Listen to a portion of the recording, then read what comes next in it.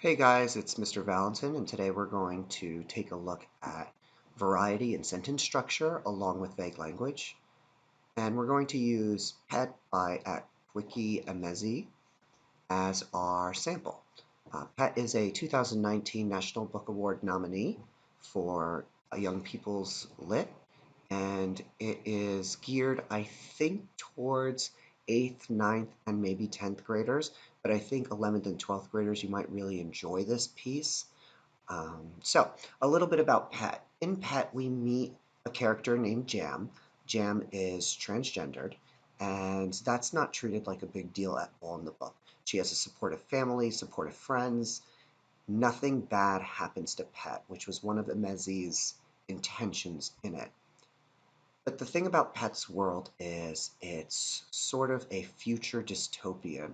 Everything is perfect in this society. The people are perfect. There's no more crime. There's no more villains. But on one night, Pet receives a calling from a supernatural being and warns Jam that there are monsters still in this world and that the monsters aren't grotesque, but look just like any other ordinary person. And so Jam is on this kind of exploration of who are the monsters in our lives and who do we need to watch out for. So that's just a little bit of background. So when we read the text, you're going to hear Jam. You'll also hear about Bitter. Bitter is Jam's mother. So let's take a look at the text. I'm going to read from this little section in which Jam goes into or is thinking about going into Bitter's studio because Bitter is an artist. When her mother's feet were no longer touching the floor and things got quieter, Jam knew that Bitter was in bed, and so she swung her legs down and snuck out towards the studio. The air was as dark as pitch, but Jam knew every piece of their house whether she had eyes or not. At the studio door she put her hand on the enamel doorknob. She was about to turn it and push the door open. She thought she was ready to do that, but all of a sudden she became uncertain. The painting must be so fresh.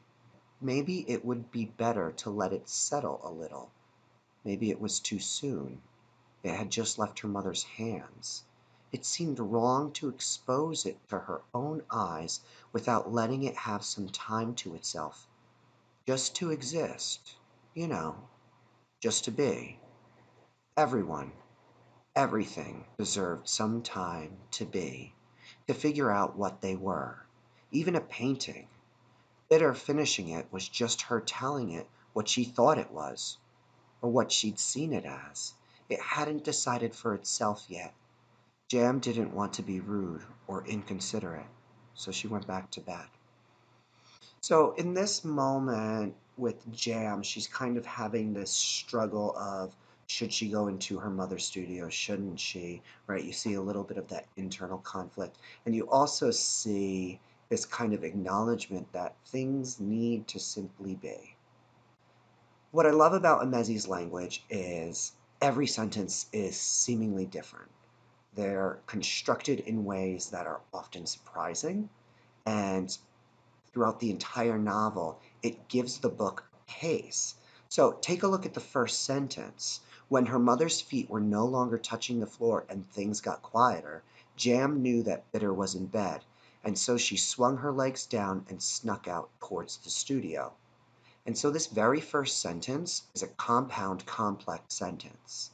So a compound sentence is a sentence that uses a coordinating conjunction, for, and, nor, but, yet, or so, right? And so we see that right here where we have and. A complex sentence uses a subordinating conjunction, a word like when, although, if. So here we have when her mother's feet were no longer touching the floor and things got quieter, Jam knew that Bitter was in bed.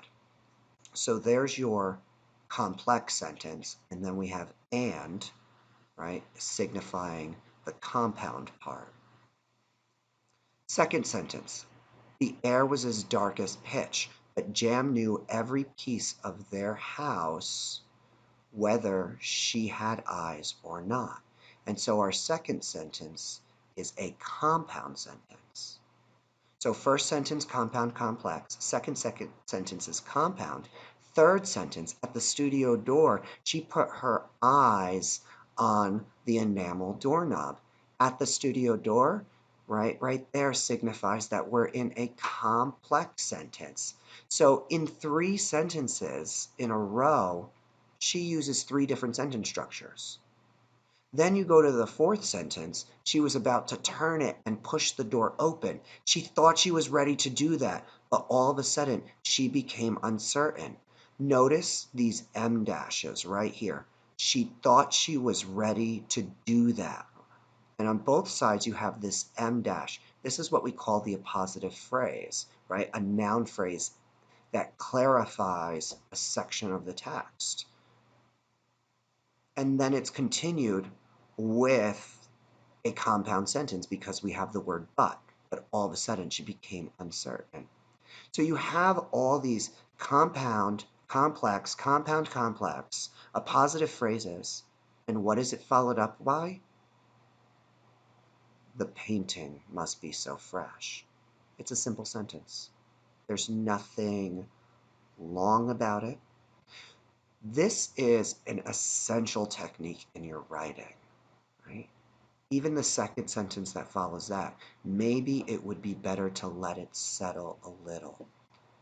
When you're writing, you need to keep in mind how much variety you're offering in each of your sentences. After particularly complex sentences or compound complex sentences, you want to follow it up with simple sentences, sentences that are short, where there are no coordinating conjunctions or subordinating conjunctions. Keep them simple, keep them tight. If you can get the variety to keep rolling throughout your paragraph structure, you're going to become an amazing writer. Attached to this video, make sure you check out the worksheet that goes through each of these different types of sentence structures if you're feeling a bit overwhelmed of what's compound, what's complex, what's simple. The last thing I wanted to talk to you guys about is vague language. Vague language involves words like things, just so, like, very, many, any variety of the word things, nothing, everything. If you're going to use those words, they need such deliberate care. They almost never have purpose in formal writing. That said, I thought here was an amazing example of the word everything, right, or everyone. Taking a look at the text shortly thereafter. Just to exist, just to be.